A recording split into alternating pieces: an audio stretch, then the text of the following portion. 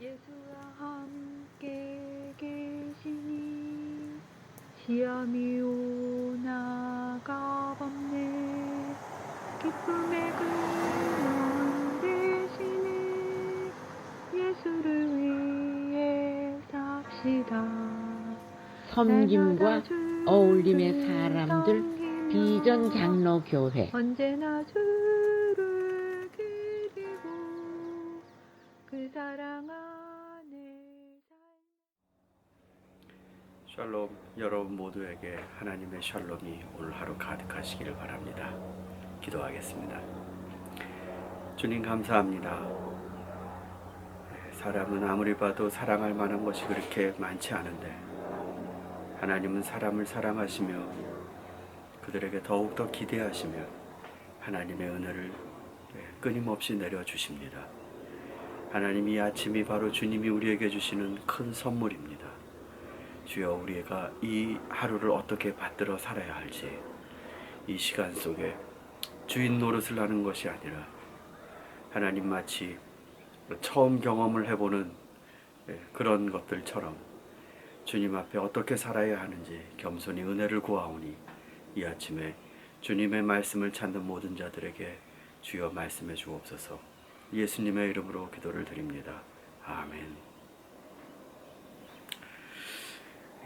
여러분, 오늘은 이제 우리 그 바리새인의 함정 질문을 이제 떠나서 그 어린아이가 이제 다가왔을 때에 주님이 또 제자들에게 하셨던 말씀을 우리 같이 나누도록 하겠습니다. 본문은 마태복음 19장 13절에서 15절 3절 말씀입니다.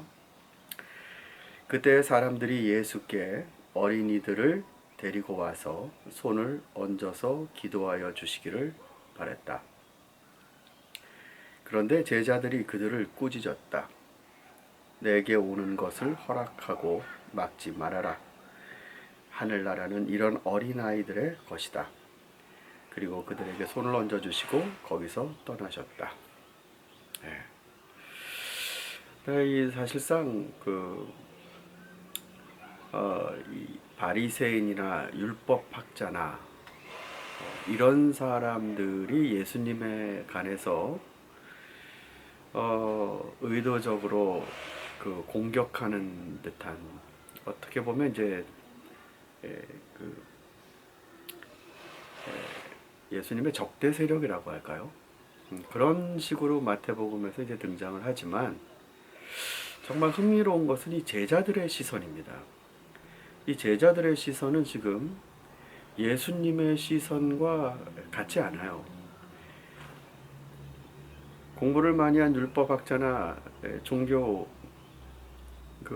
지도자들, 그들만이 예수님의 시각을 반대하는 게 아니라 사실 제자들의 시각도 예수님과 좀 많이 다릅니다.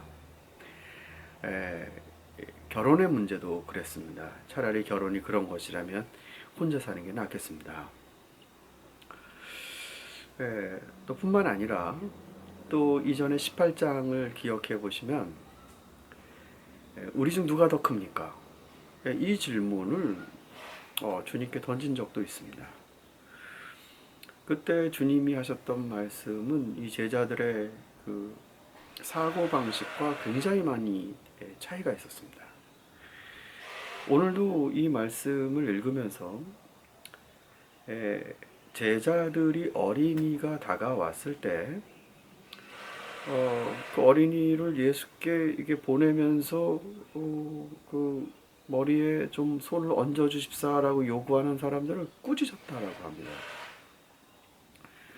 그러니까 이 AD 1세기 팔레스타인에 살고 있던 유대 남성으로서 제자들을 본다면 그들의 가족에 대한 세계관, 아내에 대한 세계관, 아이들에 대한 세계관이 잘 드러납니다. 어린아이는 그런데 오는 것이 아니다. 혹은 어쩌면은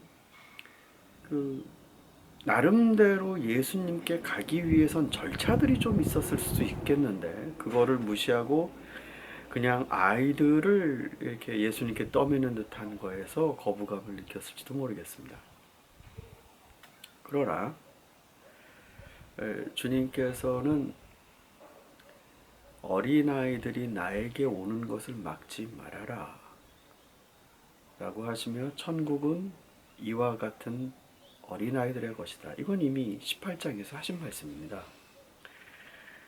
누가 더 큰가 라는 문제에서 자기를 낮추는 작은 자들, 그들이 바로 천국에서 가장 큰 자다라고 말씀하실 때 어린아이를 비유로 들으셨죠. 그럼에도 불구하고 이 제자들의 시선, 그러니까 뭐가 크고 뭐가 작은지, 어떤 사람이 예수께로 오시기를 원하는지, 아니면 막아야 하는지, 이거에 대한 기준이 선생님과 많이 다릅니다. 사랑하는 성도 여러분, 우리 가운데는 흔히 큰 것들에 주목하면서 작은 것들의 가치를 잊어버리는 경우들이 있죠. 그러니까 작은 자들을 잘 놓칩니다. 그런데 주님의 생각은 이런 통계적으로 뭐 80%나 90%면은 뭐 그냥 거반 하나로 쳐주는 그런 식의 인식이 아니시고 그 한 마리 때문에 잠을 못 자시는 거죠. 그래서 다시 찾으러 가는. 그러니까 이와 같은 주님의 마음을 우리들이 도전받는 것입니다. 나에게 있어서 눈에 들어오지 않는 것, 나에게 있어서 작은 것. 부지불식간에 내가 아무것도 아니라고 하면서 흘렸던 어느 말에 어느 작은 자 하나는 큰 상처를 받고 쓰러져 있을 수도 있죠. 그러나 나에게는 전혀 떠오르지 않는 기억일 수도 있습니다. 이런 작은 아이들이 나에게 오는 것을 막지 말아라. 큰 거 하나면은 다 해결되는 거. 그래서 작은 것들은 별로 주목해 볼 필요가 없는 것. 우리는 이런 거대 담론으로 근대사를 지났습니다. 그래서 몇몇 굵직한 것들이 세워지면 나머지 작은 문제들은 다루지 않고 보지도 않았죠. 그러나 예수 그리스도께서는 그 작은 자들을 접근하도록 허락하십니다. 막지 말아라. 우리들도 막지 않아야 될 것 같습니다. 이 작은, 나에게 별 그렇게 크게 내 생각엔 뭐 영향이 없을 것 같음에도 불구하고 그 작은 것들을 만날 준비가 돼 있는지, 그들에게 시선과 마음을 줄 수 있는지, 그들에게 손을 얹어줄 수 있는지, 따뜻함을 줄 수 있는지, 그들에게 건네줄 온기가 있는지, 그들이 나에게 다가올 수 있는 길을 막지는 않았는지,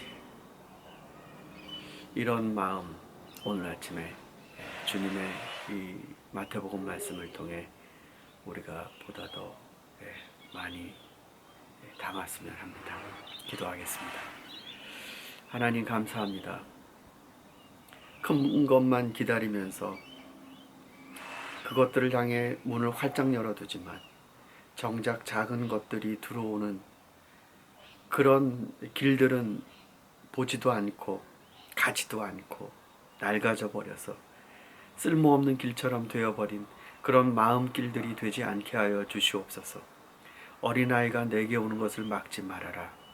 그 작은 자들도 주님의 손을 머리에 얹고 주님의 축복을 받을 수 있는 주님의 사랑스러운 양이었던 것 기억하며 하나님 오늘날 우리에게 주시는 이 귀한 하루의 삶 가운데 작은 자들이 우리에게 오는 것을 막지 않는 사람들 되게 하여 주시옵소서. 오늘도 하나님 이 세상의 작은 자들의 눈물을 보아 주십시오. 크게 외치지 못하는 자들의 눈물을 보아 주십시오. 그들의 아픔을 보아 주십시오. 그리고 주님의 종들, 주님의 제자들, 주님의 백성들이 그들을 향해 마음과 눈과 발걸음을 나눌 수 있도록 작은 자들을 향한 언로와 또 우리들의 행로가 막히지 않게 해 주옵소서. 예수님의 이름으로 기도를 드립니다. 아멘. 여러분에게로 가는 길이 하나도 막히지 않는 오늘 시온의 대로 같은 하루를 보내시기를 바랍니다.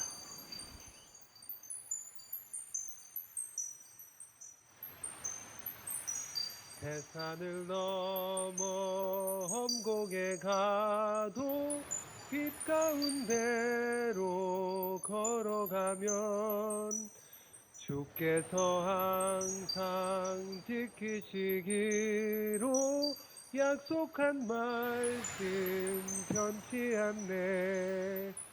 하늘의 영광 하늘의 영광 나의 맘속에 차고도 넘쳐 할렐루야를 힘차게 불러 영원히 주를 찬양하리.